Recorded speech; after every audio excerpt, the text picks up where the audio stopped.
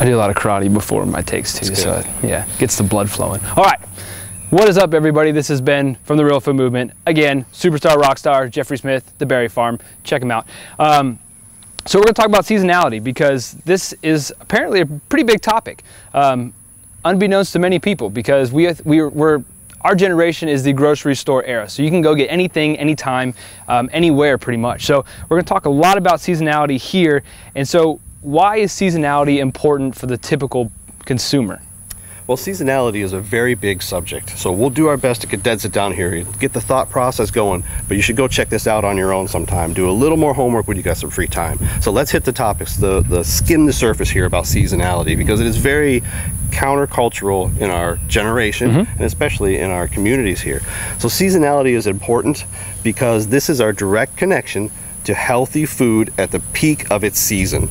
So when we eat things that are at the top of what it's supposed to be eaten, that's when you're getting your best tasting, your most nutrient dense foods, instead of those ones that have been picked or shipped or preserved or all other places. We're getting the very best, but that has to be done at the right times of the year. Gotcha. So I'm a protein guy. I make meat for other people.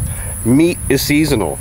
Meat is not all the time, so we can't go all the time and get meat. In America we can, but that's not the way it was intended to do. And even more intense, it comes to the vegetable people. Those vegetable people very much depend on the seasons. And in Texas, we're blessed with a long season, but not everything is available all the time. So when you go someplace and you find kale in August, something ain't right. And kale salad, not right, people. Because the kale is a winter vegetable. Winter. That grows when it's cold. It doesn't happen here in Texas. So if you're hot, the kale would be hot too and wouldn't grow well.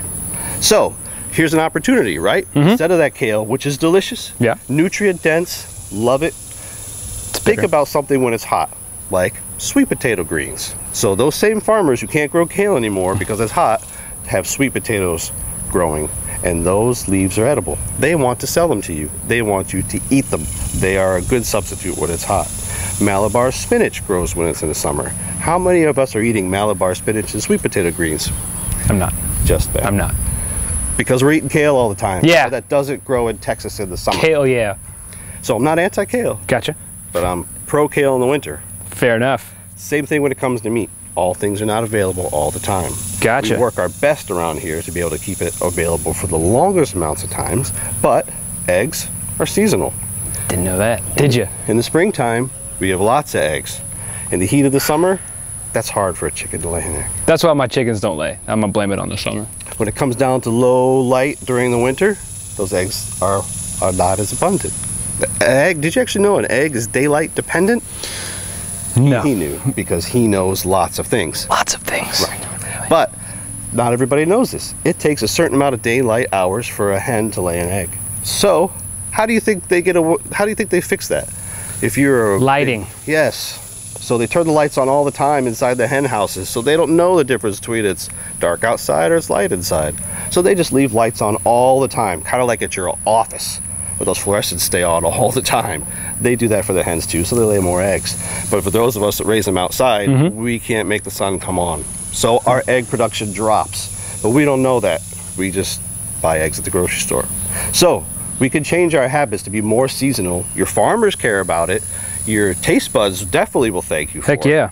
And Ben will think this is a great idea too. Yeah, so do it because Ben said. But yeah, seasonality is huge. Especially the Real Food Movement's all about finding good food and making it taste good. You don't want to eat healthy food that sucks. So if you get something at the peak of ripeness, peak of freshness, you get to eat it at that point, there's nothing better.